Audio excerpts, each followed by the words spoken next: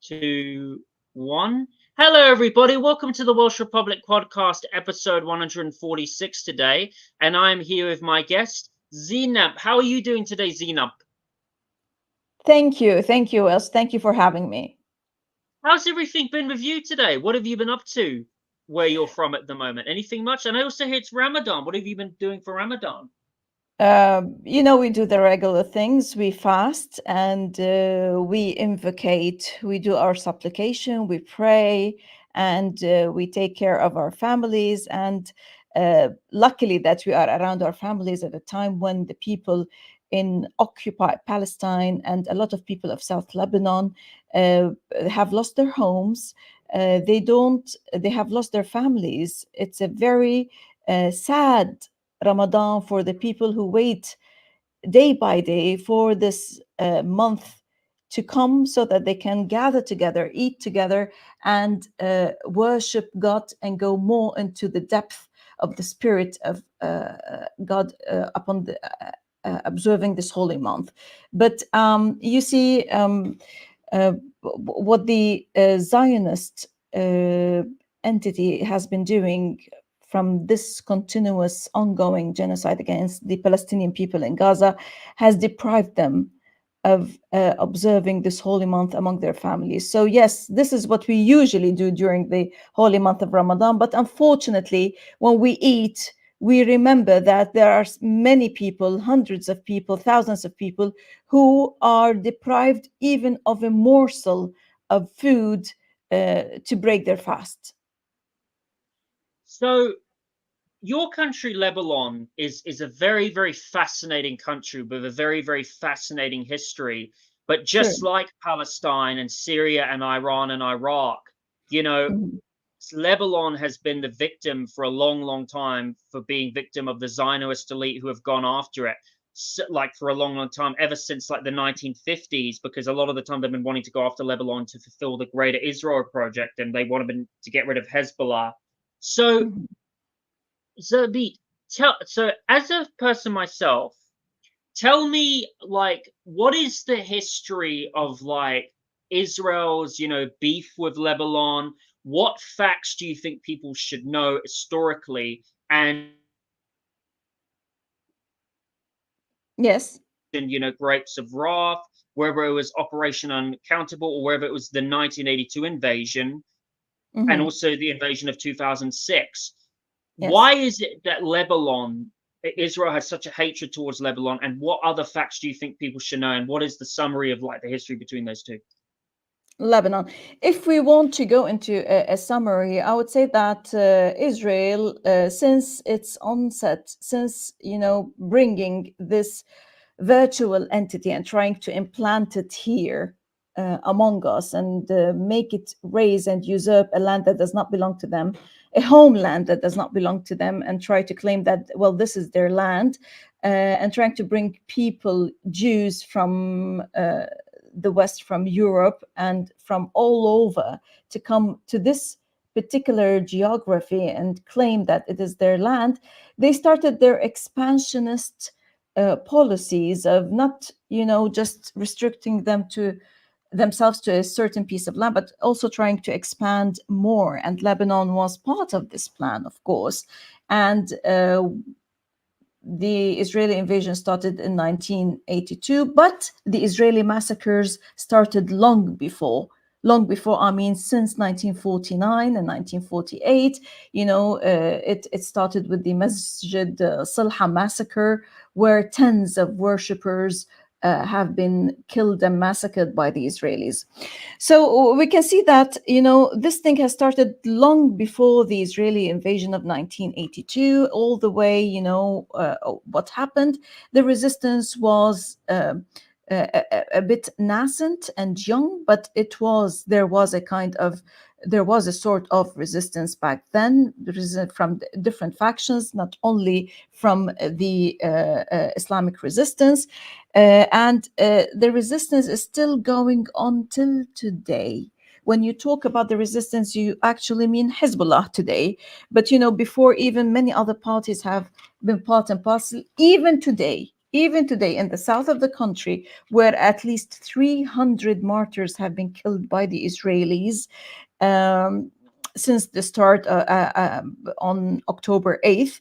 Uh, uh, a lot of factions other than Hezbollah also have participated. You know why?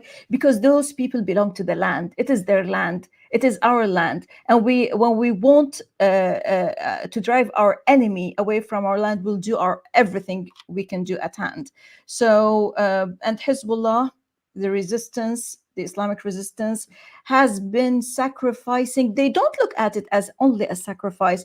It's an honor. To defend your land is an honor. And this is what the Palestinians have been doing. This is what the Iraqis have been doing. This is what the Syrians have been doing. This is what the Yemenis have been doing. When a land is occupied, this is a natural reaction, is to defend your land, is to defend your home, is to defend your honor, to defend your integrity. So this is what was happening. I'm not going to go into the detail of the history of this war and that war, and we had that number of martyrs, and they come to destroy the Israelis, as they have done, as what you have seen, like the recent Israeli aggression and genocide that is being perpetrated against the people of Gaza, against the Palestinians in Gaza. They're trying to level the land and trying to open it up. And, this kind, as Jared Kushner, the Trump son-in-law, said that, well, this is a waterfront, and this is a very important waterfront. There is oil over there. Of course, we know that whatever Trump and his proteges make a comment, there is oil over there, and they want to come and take everything there. So the Israelis, whatever they can do is they try to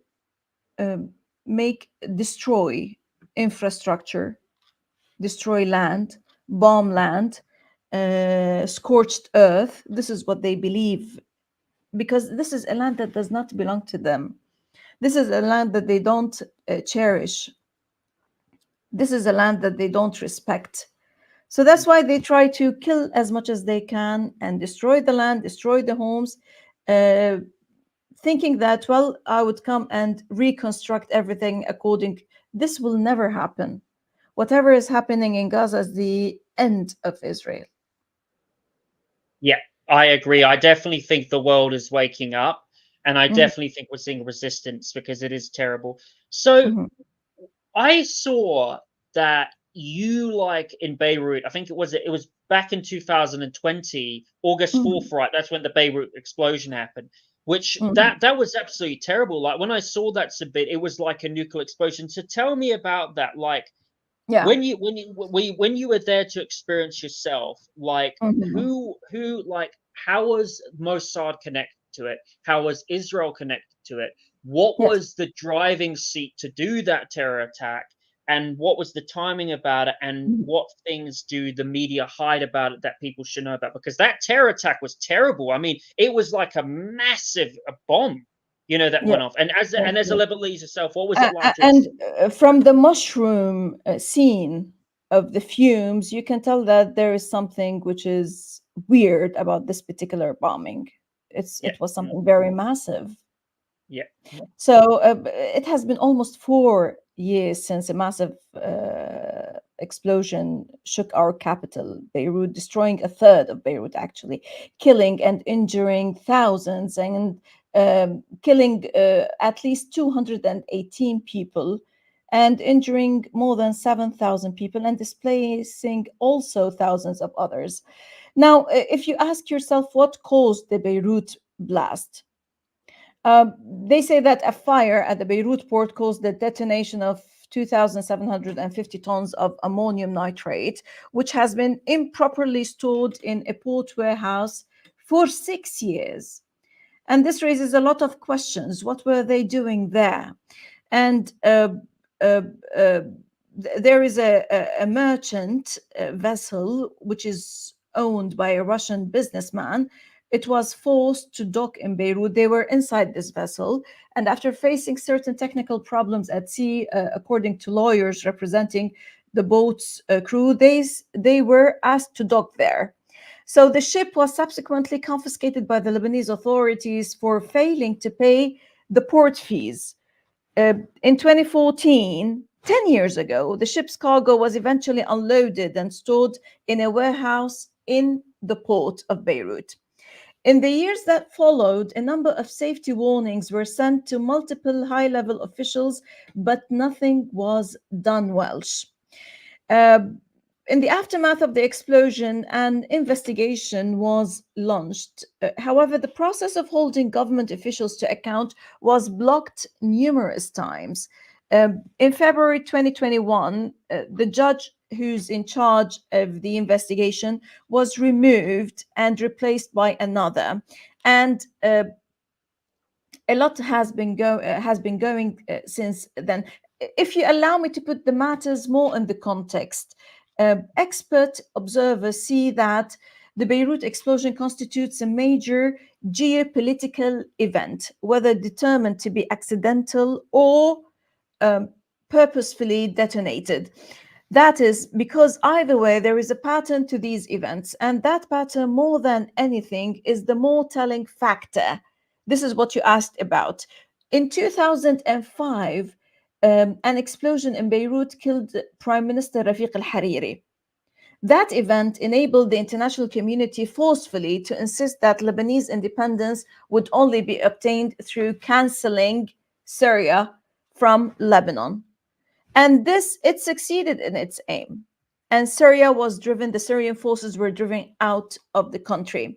Then in 2006, there was the attempt to cancel Hezbollah's growing military strength, i.e., the 2006 war. This attempt also failed when Hezbollah forced the operation's premature implementation 2 months early through taking two Israeli occupation forces soldiers captives. Hezbollah captured two Israeli soldiers in Khalit Wardi, which started the Israeli aggression against Lebanon back in 2006. The Israelis were attempting to do this in September, but by Hezbollah's capturing in July, 12th July 2006, they made it a premature implementation of this thing. After the 2006 war, some American and Zionists and some Arabs pointed at Syria as the weak link between Iran and Hezbollah. And they said that it could be collapsed via a so-called Islamist insurgency. And we can see what a decade and more of the dirty war against Syria did to Syria as a country and to the Syrians, and the destruction that happened in the aftermath. So in the wake of the Port of Beirut explosion, what do we have? We had the former Israeli Minister of War, Ya'alon, leading the quote-unquote international cry that Lebanon finally can only achieve its independence through canceling Hezbollah. This was and still is accompanied by efforts to stimulate a fitna or a civil strife and stir protests in Lebanon through social media, both driven domestically and regionally. And this social media campaign targets Hezbollah and aimed to depose the then Lebanese government of President Michel Aoun. France, of course, the former colonial power, demanded political change and reform as the price for external financial assistance. Now, most of the Lebanese do want reform. We all want reform. We are all suffering a huge, massive economic problem. Our anger is real and it is justified. But the price of Western-led IMF reforms, which is austerity, higher taxes, the end to subsidies, and the expulsion of Hezbollah from all positions of responsibility, all these will amount to a cost impossible for any government to bear, with more than 45% of the Lebanese, of course, slipping towards the poverty level, and now it's even increasing more and more. I'm talking about since then.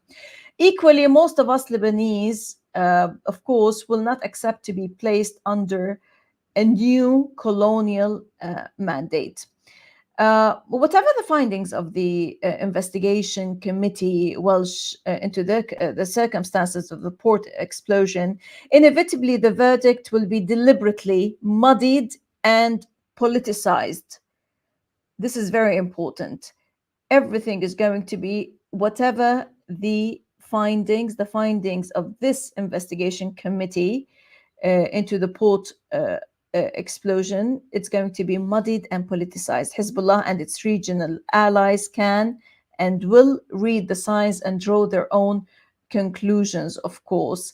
And note, there is something very important also here, which is linked to the events that are happening today in Gaza and in the south of Lebanon.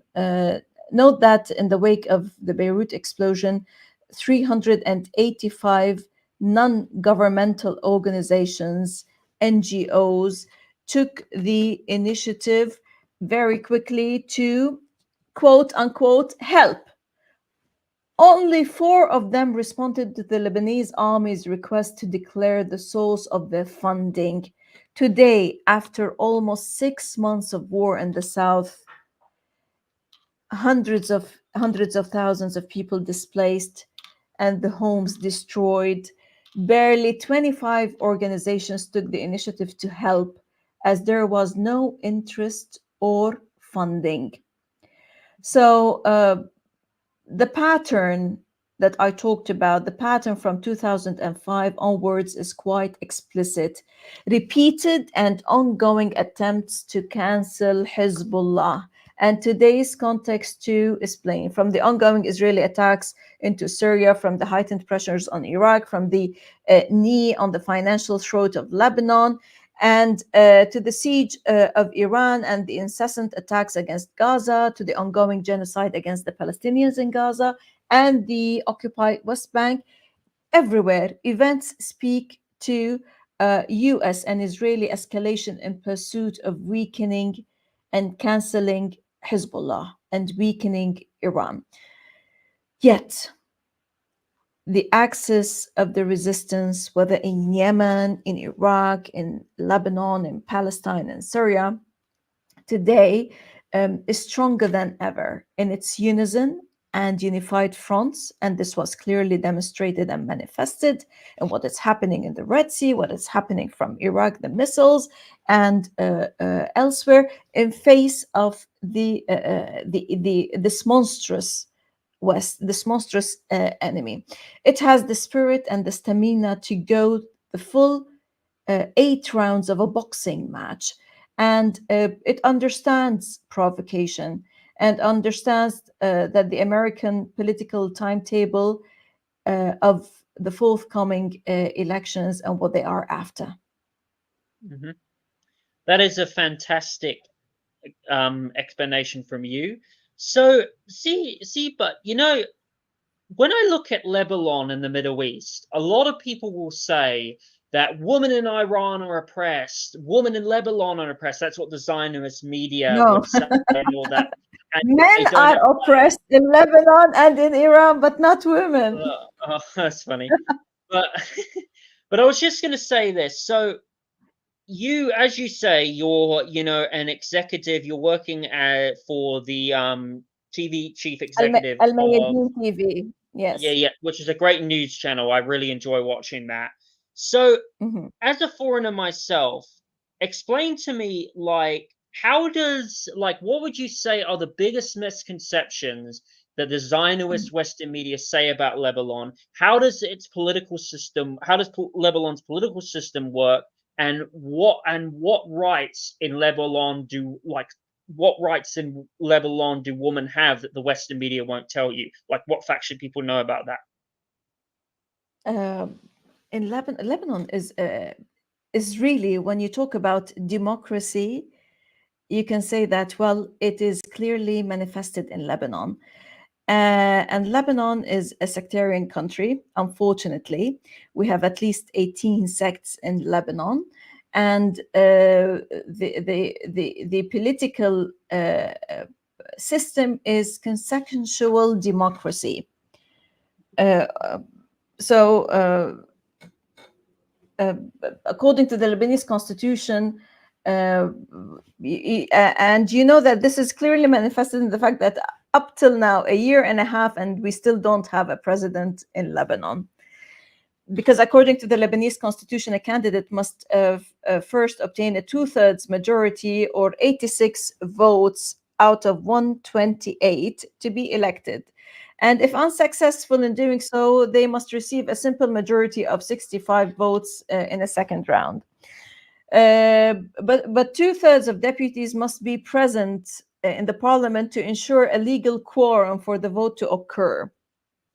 So if one side anticipates that it might lose, its deputies will simply not show up or will withdraw from the chamber, preventing the legislative body from attaining a quorum. This is when you talk about what is happening now. Why is the country without a president? Lebanon's political landscape remains deeply polarized. The politics in Lebanon is very complicated. The people in Lebanon are so simple, so nice, so welcoming, so hospitable. I don't know, you've never been to Lebanon. It's a very beautiful country. It has 4 seasons, and it's a gateway to the Mediterranean and to Europe. It has many resources like services, tourism. It has a large swathe of different landscapes inside the country. And now we have oil in the sea. So, but the main asset of Lebanon is the people of Lebanon. Their diversified types and systems in Lebanon makes it so beautiful. But usually, as we know, when it comes to politics, the Lebanese usually look externally for support. Each sect, each faction has its own alliances with a regional or Western country. So recently, as we all know, there has been a very swift movement of the ambassadors, or what is known as the Arab International Quintet Committee, a committee that consists of 5 ambassadors who are meeting, and they met in Lebanon with different high-ranking officials of Lebanon, like the prime minister of the caretaking government and the former president and leaders of certain parties. The committee includes the ambassadors, of course, of Kingdom of Saudi Arabia, French ambassador, the Qatari ambassador, the Egyptian ambassador, and the US of A ambassador. The prime minister recently met with them, Mr. Najib Miqati, and upon meeting them, commended the efforts of this committee. They're trying to come to grips with the fact and trying to find a solution and try to, reach something when it comes to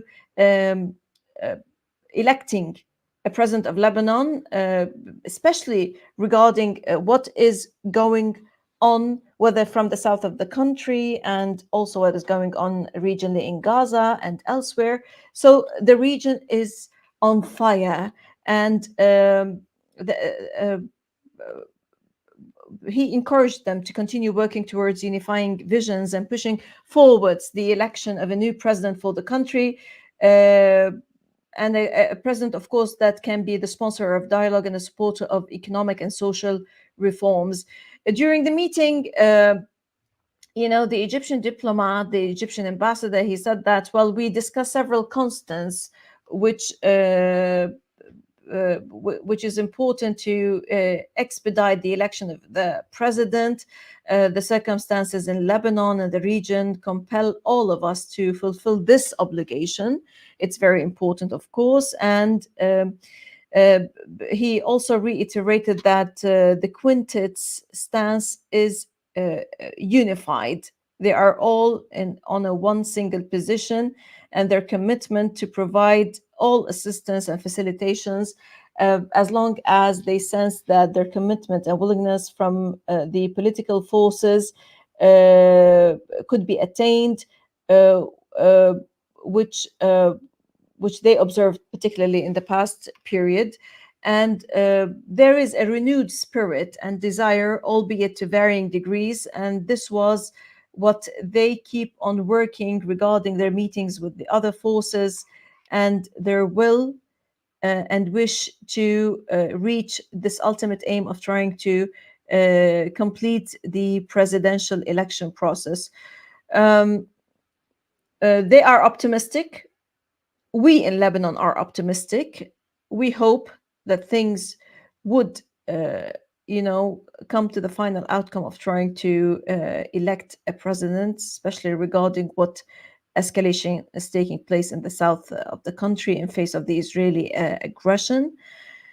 So, whether electing a president required regional settlements or not, the ambassadors believe that there doesn't necessarily have to be a direct link between what's happening in Gaza and Lebanon. What happens in Gaza affects not only Lebanon, but the entire region. And they emphasize the importance of viewing this positively, meaning that what happens in Gaza should be a greater incentive for Lebanon to complete the process of electing a president, as it is of utmost importance and necessity, not only now, Welsh, but also for the future days. This is according to the quintet.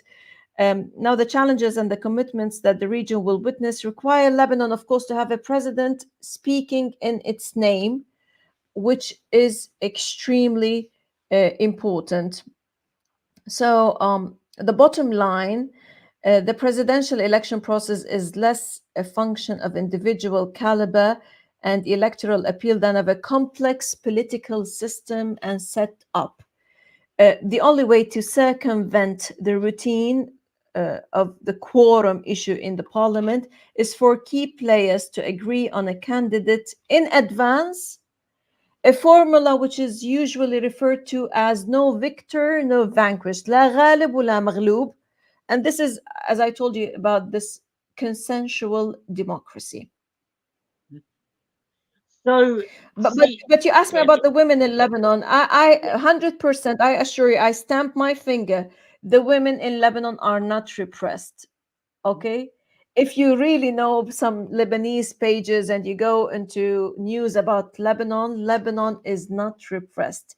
Each one has the right to practice whatever they believe in, whatever they like to dress. They say their opinions. If you go through, the social media platforms, whether on X, the Telegram, the Instagram, sorry, the TikTok, and whatever, you can see it's a clear demonstration that everyone can say whatever they want to say. They can do whatever they like to do, and there are no restrictions and rules for that. well, Zeinab, that was an As for, absolute.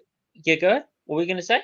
yeah, if you said about repression of women also in Iran. Well, I've been to Iran several tens of times, and I've done like at least 50 to 55 interviews over there. And in That's a Iran, lot of interviews. That's a lot of that's a lot of interviews. interviews. I've talked to a lot of people. I talked to a lot of women. No one has interviewed women more than I did in any TV, in any television.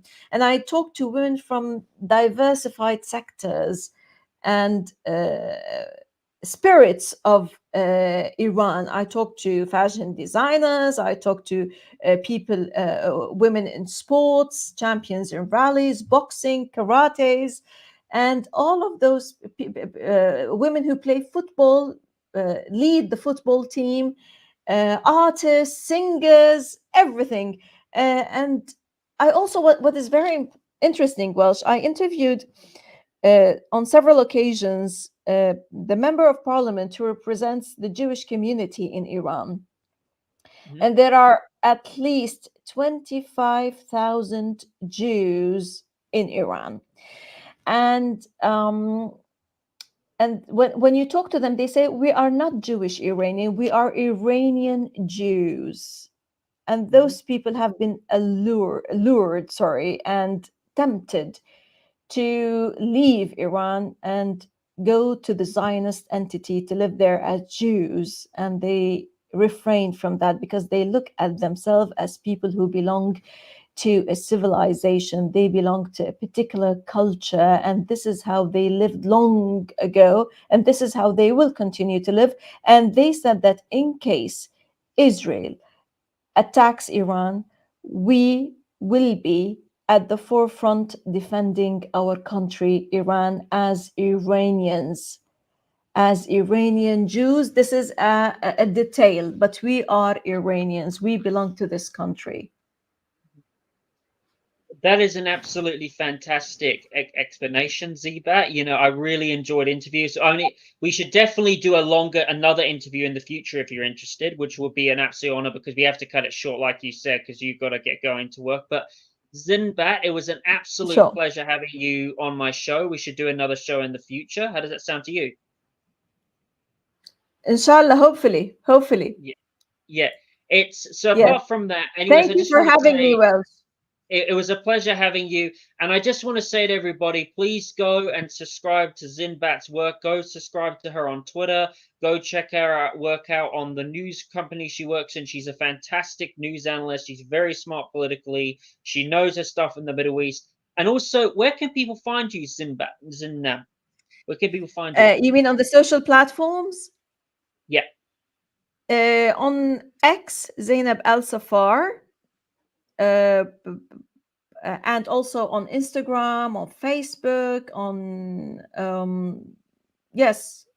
TikTok. I'm going to revitalize it soon. Yes, but most probably on X, on Instagram, and on Facebook. Yeah. Thank you for coming on. It was a pleasure having you. Happy Ramadan. May Allah bless you. And also, I just want to say to everybody, stand with Palestine, stand with the innocent victims that are being, killed by the Zionist occupation people who are committing one of the worst genocides against Palestinian people. Stand with Russia and also the victims of the horror terror attack. My heart goes out for them and the Palestine. And thank you for everybody joining the Welsh Republic Podcast, episode 146. Remember to like and subscribe to the video. Take care, everybody. Have a nice day. Stay safe.